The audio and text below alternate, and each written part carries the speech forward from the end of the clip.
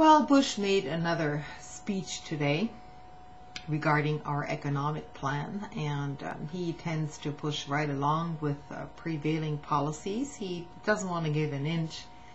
He's basically defending past policies while making the analogy that, the false analogy, by the way, that if you hit a little bump in the road, you shouldn't, completely go off course and veer off and oversteer. What Bush is trying to do, essentially, is basically do the same thing. Just let the vehicle go right ahead, steered by the corporations and big business without any course correction whatsoever. So that is his plan. And, we can see what has resulted during the past 6.5 years here, when we started out with budget surpluses, and now we're faced with huge budget deficit, not to mention trillion-dollar debts to other countries. And those debts are going to be called in probably fairly soon. Slowly, perhaps, but probably soon. And Bush calls it a bump in the road.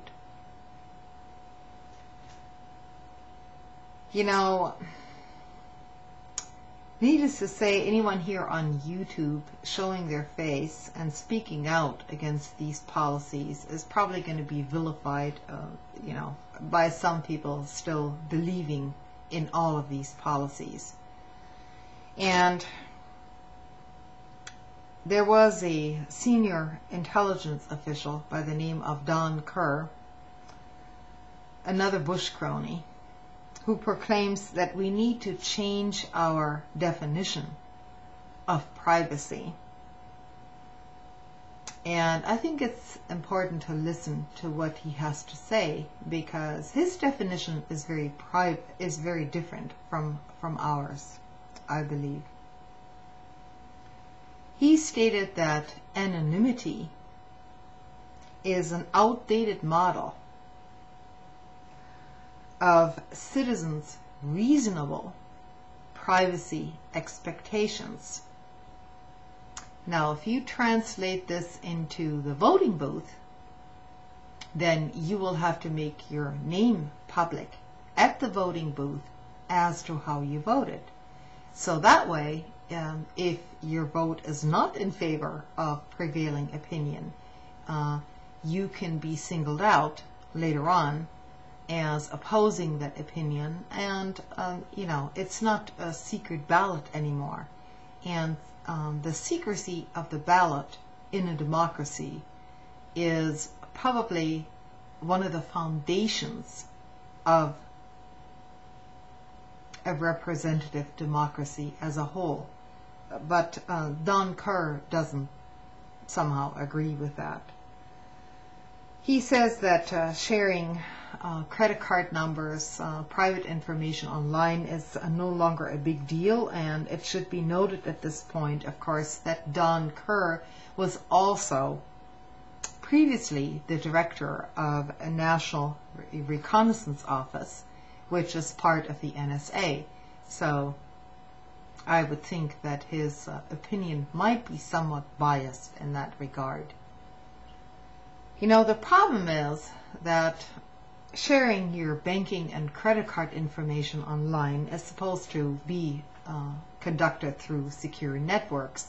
But once the NSA is allowed to listen into all communications, including your viewing habits on TV, your book orders, and so on, with the cooperation of private entities such as AT&T, Comcast, Amazon.com, and so on, it's very easy to build dossiers on private citizens if they happen to be in disagreement with the prevailing political opinion, no matter who is in office.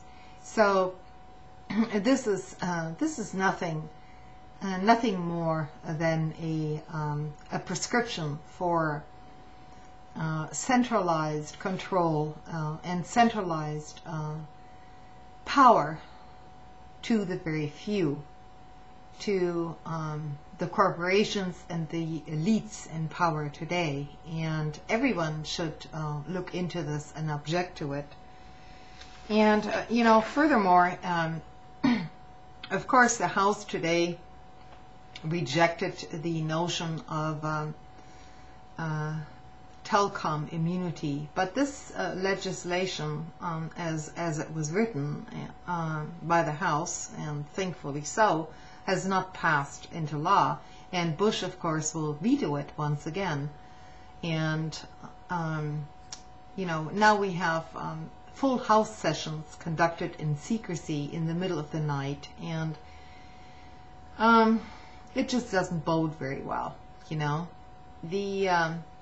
The precedents during the last 6 years should tell every American citizen that something is very wrong. And yes, of course, everyone knows it, but everyone goes right along just watching American Idol, and we all try to hope that somehow things will change. Well, things will not change unless all of us take action and protest and go against this in whichever way we can. We are, less than a year off before the general election. And I wouldn't be all too surprised if some international incident wouldn't be intervening before the elections or afterwards to push our country even further into the abyss. Regardless of which candidate wins, our democracy is at peril, and we are on the edge of falling over the cliff. And ordinary citizens have to get away from television, from the commercial news sites, if they want to do anything about it. Our nation is being dumbed down to the nth degree, and no democracy can function like that. We don't have to be all experts, but a basic knowledge needs to be put out there, and it shouldn't be just for us who have the time to look this up in between other things, but for ordinary citizens. And that is just not happening today. And so please send this message to ordinary citizens, because they need to get involved, because they have no idea. They may not have no idea what's at stake. And once we're pushed over the edge, it's too late. Thanks.